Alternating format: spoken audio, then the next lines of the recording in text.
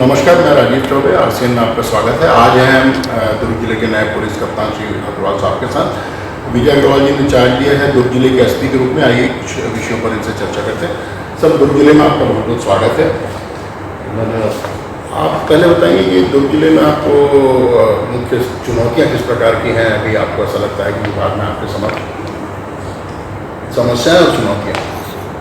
देखिए, समस्या तो हर जगह ही होती है और मुख्य मुझे अभी एक हफ्ते में समझ आया कि नशे के संबंध में काफ़ी आवश्यकता है काम करने की। साथ ही ट्रैफिक है जिसमें और बेहतर काम किया जा सकता है। साथ ही जो अपराध है, अपराध ऐसे क्षेत्रों में जहाँ पे घनी आबादियाँ रहती हैं उन क्षेत्रों में अपराध को रोकना और विशेष रूप से आदतन अपराधियों द्वारा जो अपराध किए जाते हैं उनको रोकना चुनौती है। इस पर काम करने के लिए आपको ऐसा नहीं लगता कि आमूलचूल परिवर्तन की आवश्यकता है? जो प्रशासनिक व्यवस्था है वो 500-600 वर्ष पहले पुरानी चली आ रही है। पुलिस के अलावा भी अगर देखेंगे प्रशासन में पटवारी और शिक्षकों से जिस तरह से सारे काम उनके विभागीय कार्य के अतिरिक्त करवा लिए जाते हैं, चाहे जनगणना हो चाहे पशुगणना हो, उसी तरह पुलिस में भी पुलिस के पास ऑलरेडी इतने बड़े काम है। आपके पास जो मुख्य काम पुलिस का जो है लॉ एंड ऑर्डर है, इन्वेस्टिगेशन है, ट्रैफिक है, इंटेलिजेंस है,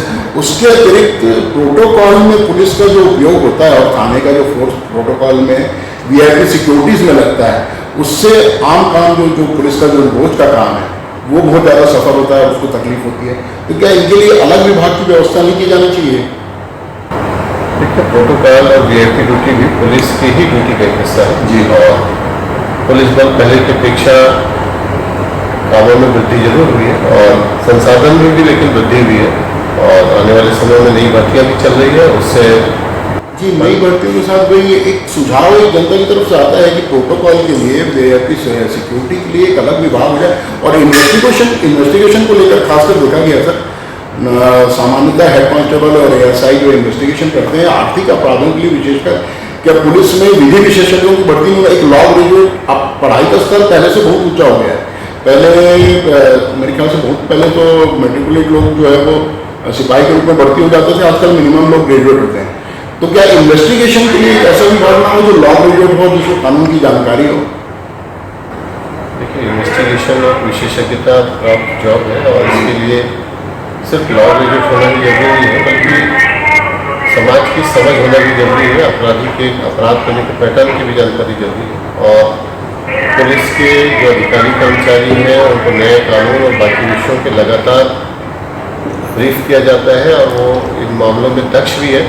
ट्रेनिंग भी लगातार होती है और जहाँ तक गंभीर अपराधों का तो उसके लिए अलग टीम बना के जो अच्छे विवेचक है जिनको इनका अनुभव है उनसे कराया जाता है। उपलब्ध संसाधनों में जो कुछ बेहतर हो सकता है वो बिल्कुल किया जा रहा है। अच्छा सर, एक बात आपका मैं विशेष ध्यान आकर्षित करना चाहूँगा। ये समस्या विशेषकर दुर्ग और भिलाई शहर की है। अनकंट्रोल्ड मॉब जो है स्टूडेंट्स, क्योंकि एक एजुकेशन हब है और बाहर के स्टूडेंट्स आके यहाँ रहते हैं तो कुछ विशेष चिन्हित स्थान है जैसे कि स्मृति नगर क्षेत्र है और सिविक सेंटर है। इस अनकंट्रोल्ड मॉब से आम जन को, महिलाओं को विशेषकर काफ़ी तकलीफ होती है। वैसे कोई ऐसा न्यूसेंस या आपराधिक घटना नहीं होती, लेकिन जिस तरह से मस्ती में ये रहते हैं, रैश ड्राइविंग होती है, आप भीड़ में खड़े हो जाना, झूमना और गाली गलौज करते हैं, तो इसके लिए पेट्रोलिंग की व्यवस्था आपको आप कैसे सुधारेंगे? ऐसे क्षेत्रों में जहाँ शाम के समय में या फिर बाकी समयों में भीड़ ज़्यादा रहती है वहाँ पर महिलाओं की सुरक्षा का भी ध्यान रखा जाएगा।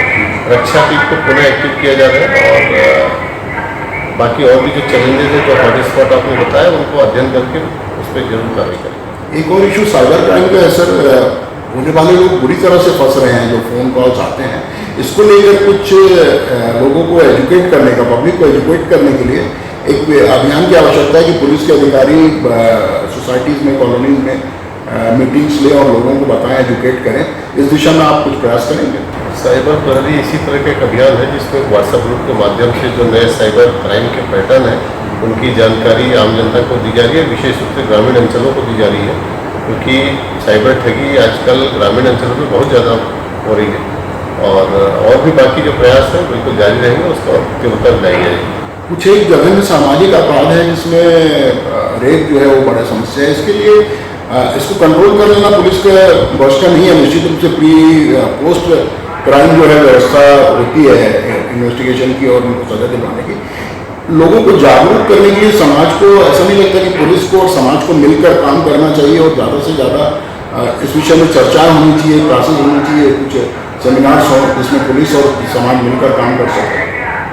इस मसले पे मीडिया एक अच्छी भूमिका अदा कर सकता है, क्योंकि मीडिया की आउटरीच बहुत अच्छी होती है और महिलाओं को अपनी सुरक्षा के हेतु वो पुलिस तो कार्य कर ही रही है, मीडिया एवं सामाजिक संस्थाएं भी इसमें आगे आकर इस दायित्व को निभा सकते हैं। चलिए सर, चलते चलते आखिरी प्रश्न आपसे पूछना चाहूँगा। निवेदन है, आपके प्रश्न नहीं है, आपकी तरफ एक ध्यान आकर्षण है। ट्रैफिक सिग्नल्स में नॉर्मली लेफ्ट जो है वो फ्री होता है।